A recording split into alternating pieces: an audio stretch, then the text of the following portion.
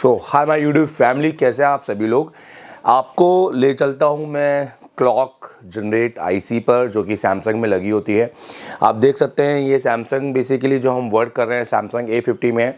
यहाँ पर हम आपको बताना चाहते हैं कि किस तरीके से अगर ये क्लॉक आईसी आपके पास नहीं है तो आप इसको बाईपास कर सकते हैं।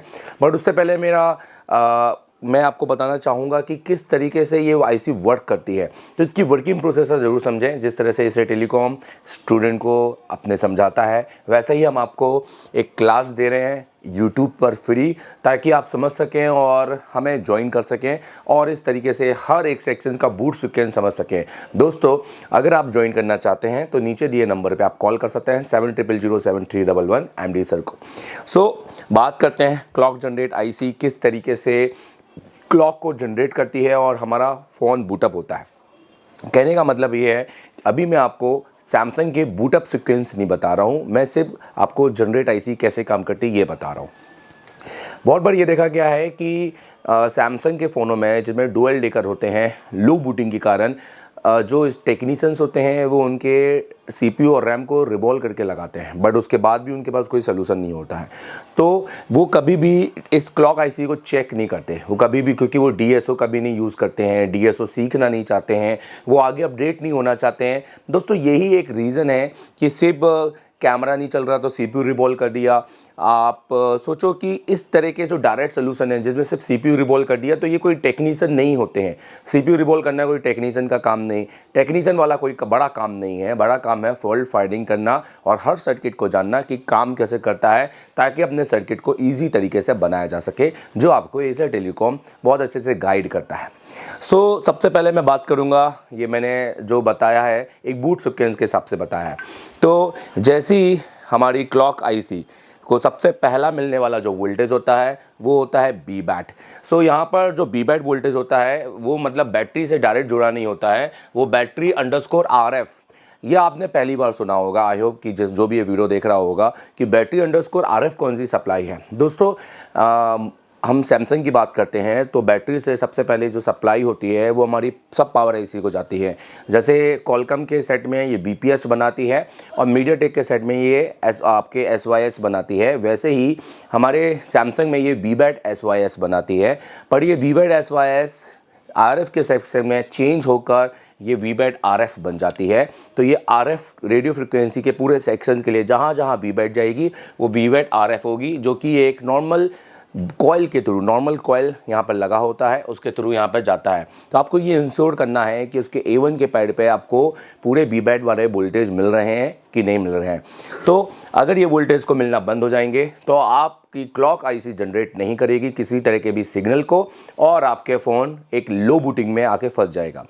तो जैसे ही ये BBAT चलता है उसके बाद पावर आईसी, जैसे ही आप पावर की दबाते हैं फ़ोन स्विच ऑन होता है। तो हमारे पावर आईसी से हमारे को दो सप्लाई, एक वोल्टेज LDO जिसको हम बोलते हैं LDO 20, ये एक सैमसंग A50 के मोबाइल के हिसाब से बता रहा हूँ, आपके सैमसंग में कोई और LDO से ये सप्लाई निकल सकती है। तो ये PMIC से 1.8 वोल्टेज निकलता है। आप देख रहे हो कि ये दो आईसीओ को जाता है, एक क्रिस्टल जो कि यहाँ पर लगा होता है 19.2 मेगाहर्ट्ज़।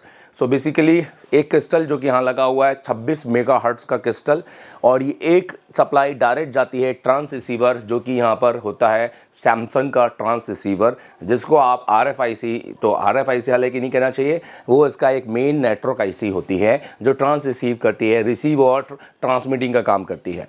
मतलब मेन आपकी एक तरह से मॉड्यूलेट आईसी, जिसको मॉड्यूलेट और डीमॉड्यूलेट आईसी कहते हैं। तो दोस्तों, ये दो लाइनें आपको चेक करना बहुत ज़्यादा ज़रूरी है कि आपके क्रिस्टल को वोल्टेज मिल रहा है कि नहीं मिल रहा है। जैसे इसको VCC वोल्टेज मिलता है, VRF जिसको वोल्टेज रेफरेंस कहते हैं, और TCXO जिसको बोलते हैं टेम्परेचर कंपेंसेट क्रिस्टल ऑक्सीलेटर की सप्लाई। तो बेसिकली ये सप्लाई इसको 1.8 मिल रही है। तो जैसी ये सप्लाई इसको मिलती है तो नोटिस कीजिए, वैसे ही क्रिस्टल आपका ऑन हो जाता है और फ्रिक्वेंसी बना के देता है आपके इस आईसी को, और जो फ्रिक्वेंसी इसको बनाता है उसको कहता है मास्टर क्लॉक इनपुट। तो मास्टर क्लॉक इनपुट इस आईसी में चाहता है। यही सप्लाई अभी ये आईसी क्या कर रही है, अलग अलग भागों में अलग अलग भागों को दे रही है। तो वो क्या करती है, बट वो आईसी डायरेक्ट नहीं देगी। तो एक क्लॉक रिक्वेस्ट एक क्रिस्टल क्लॉक रिक्वेस्ट करके एक आईसी बनती है, और उससे पहले इस आईसी को ऑन होने के लिए, लोड पूरा करने के लिए ग्राउंड चाहिए, और अपने एलडीओ के, वोल्टेज एलडीओ के लिए कैपेसिटर को रेफरेंस के तौर पे आउटसाइड के रूप में एक लगाती है आईसी को फिल्ट्रेशन करने के लिए। अब देखिए, सीपीयू एक क्लॉक रिक्वेस्ट, बात करूंगा क्रिस्टल क्लॉक रिक्वेस्ट की लाइन जनरेट करता है, जो कि इस आईसी को मिलती है क्लॉक रिक्वेस्ट। मतलब वो इसे क्लॉक रिक्वेस्ट करने के लिए बोल रहा है, वो कह रहा है कि आप क्लॉक को भेजें। तो जैसे ही इसको क्लॉक रिक्वेस्ट, एक तरह से इसको हम बोल सकते हैं TCXOEN, एक तरह से इस आईसी का EN सिग्नल है, जिसको जैसे मैंने कहा temperature, compensate, crystal oscillator, enable signal, ठीक है।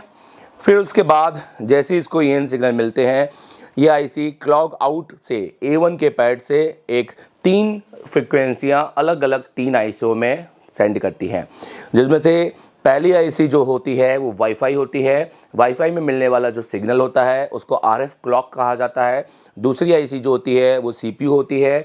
CPU में मिलने वाला जो सिग्नल होता है आप उसको चेक कर सकते हैं, और बेसिकली वही TXOIN कहा जाता है। और तीसरी होती है PMU, जिसको TCXOIN मतलब temperature, compensate, crystal oscillator input कहा जाता है।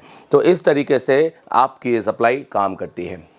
दोस्तों, पहले क्या होता था कि पहले है ना, पावर आईसी क्रिस्टल बनाकर ये डायरेक्ट इन सप्लाइयों को सेंड करती थी। अब देखो कॉलकम के मोबाइल में यही होता है, पावर क्रिस्टल को ऑन करता है 19 मेगाहर्ट्ज़, और किस पावर से ही RF क्लॉक, BB क्लॉक, ये सारी चीज़ें जाती हैं। पर यहाँ पर क्या हो रहा है, एक क्लॉक आईसी आप देख रहे होंगे, क्लॉक जनरेटर आईसी, ठीक है। अब आप क्या क्या चेक कर सकते हैं, पॉइंट अगर क्या बनते हैं, आप इसके A1 के पैड पर B-बैट की लाइन चेक कर सकते हैं, आप इसके C1 की लाइन पे इस क्रिस्टल से सप्लाई चेक कर सकते हैं, आप इस क्रिस्टल के अंदर, इस क्रिस्टल आईसी के अंदर क्लॉक रिक्वेस्ट के GR चेक कर सकते हैं, या आप इस आईसी के अंदर क्लॉक आउटपुट ये चेक कर सकते हैं DSO के साथ, ये फ्रिक्वेंसी बना रहा है कि नहीं बना रहा है। अगर आपके पास ये आईसी नहीं है और किसी कारण ये आईसी टूट जाती है, जनरली ये आईसी क्यों टूटती है, क्योंकि ये बिल्कुल केन के आसपास लगी होती है, और केन उतारते समय, शील्ड उतारते समय ये आईसी ख़राब हो जाती है, तब आप ये आईसी को बाईपास भी कर सकते हैं, जो कि एसर टेलीकॉम इसको फर्स्ट टाइम सोल्यूशन दे रहा है ऑन यूट्यूब। तो इस आईसी का जो बाईपास होता है वो होता है C1 से लेकर, बेसिकली सारे सिग्नल को, इन तीनों सिग्नल को दे देगी। तो इससे भी हम फ़ोन को ऑन कर सकते हैं, पर बेहतर होगा कि आप आईसी लगाएं। और दोस्तों, ये जो सोल्यूशन है एसर टेलीकॉम आपके लिए लेकर आया है, और इसी तरीके से आपको हर एक सीक्वेंस, हर एक आपको सप्लाइयाँ हम आपको समझाएंगे, जो एक 8वीं पास बच्चा भी समझ सकता है और एक इंजीनियर बच्चा भी समझ सकता है। क्योंकि हम समझते हैं कि अभी के टेक्निकल सर्किट को समझने में आपको टाइम लगता है, स्कीमेटिक में उलझ जाते हो, और जो बोर्नियो से टीचर्स पढ़ाते हैं तो वो 4 की 4 लाइनों को एक साथ बता देते हैं। उनको कभी नहीं पता होता है कि कौन सी लाइन पहले जाती है, कौन सी लाइन बाद में जाती है। तो सीक्वेंस का पता होना ज़रूरी है, क्योंकि सीक्वेंस पता होगा तो ही रिपेयरिंग होगी। तो इस वीडियो में नेक्स्ट देखिए कि किस तरीके से मैंने क्लॉक आईसी को बाईपास करके एक फ़ोन को ऑन किया है, और इसका एक प्रैक्टिकल वीडियो भी इस साथ में है, तो एंजॉय कीजिए।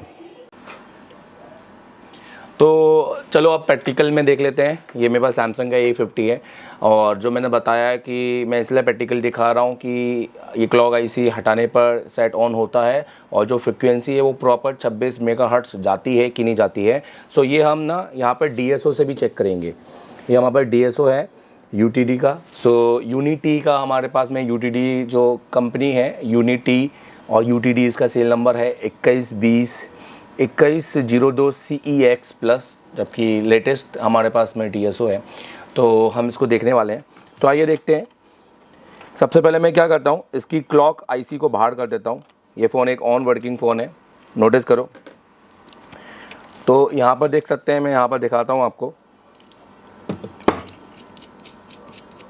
और एक जंपर मारेंगे C1 और A1, C1 से उठाकर। तो हम जो जंपर मारेंगे ना दोस्तों, हम जंपर जो मारना है दोस्तों वो A2 में मारना है, ठीक है, A2 में, राइट। तो ये आप नोटिस करो, ये आपकी क्लॉक आईसी है।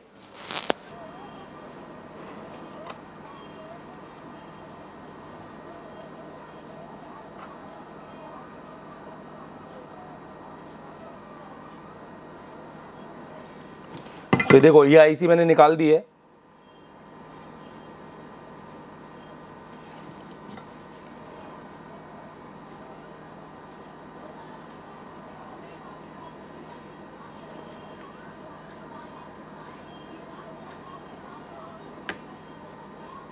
ठीक है, तो ये आईसी मैंने निकाल के बाजू में रख दिया, आप देख सकते हैं।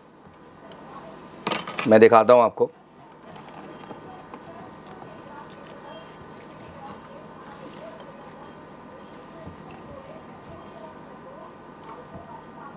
देखिए, तो यहाँ पर हमने ये आईसी निकाल के लगा दी है। ठीक है, अब हम इसको जंपर मारेंगे।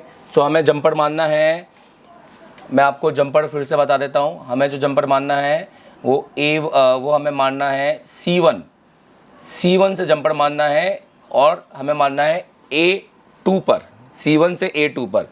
ठीक है, तो हम जंपर मारेंगे C1 से A2 पर।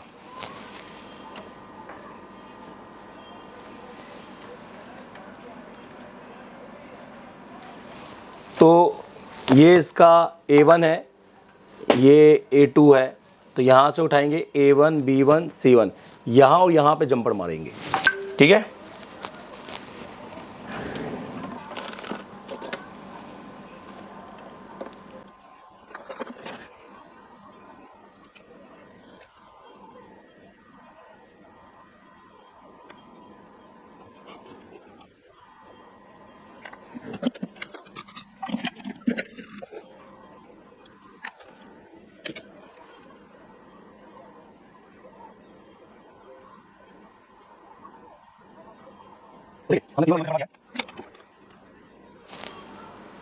देखिए यहाँ दिखाइए, ये देखिए। तो हमने C1 और A1 पे जंपर मार दिया है। ठीक है, अब हम इसको चेक करेंगे, और मैं चाहूँगा कि सर से इधर आओ पीछे, ताकि हम ये DSO से दिखा के चेक कर पाएँ। तो देखिए, सबसे पहले हम इसको बोर्ड में लगा लेते हैं।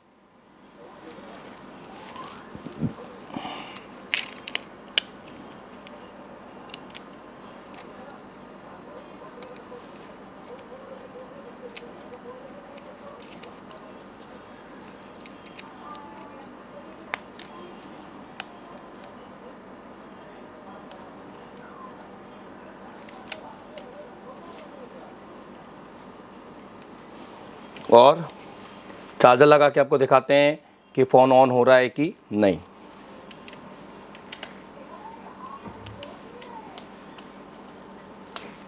तो देखिए, फ़ोन हमारा ऑन हो गया। ठीक है, और ऐसा ही नहीं कि लोगो पे आया, ये कंप्लीट ऑन होगा फ़ोन। ये देखिए, हम इसको ऑन करते हैं कंप्लीट। देखिए, तो हमारा फ़ोन कंप्लीट ऑन होगा। ये नहीं कि सिर्फ लोगो पर दिखाई देगा। तो ऐसे ही बहुत सारे मास्टर सॉल्यूशंस हैं एशिया टेलीकॉम के पास, जो आपको वो देंगे। और आपको जिस तरीके से मुझे बताएं कमेंट करके कि जिस तरीके से मैंने आपको समझाया सीक्वेंस वाइज, वो आपको कैसा लगा। और ये 15,000 बच्चों को पढ़ा चुके, और मैंने ने कितने स्कूल इनके नाम लिखे हुए। अगर मोबाइल का भगवान बोले तो कोई बड़ी बात नहीं इनके लिए। मोबाइल का भगवान है ये।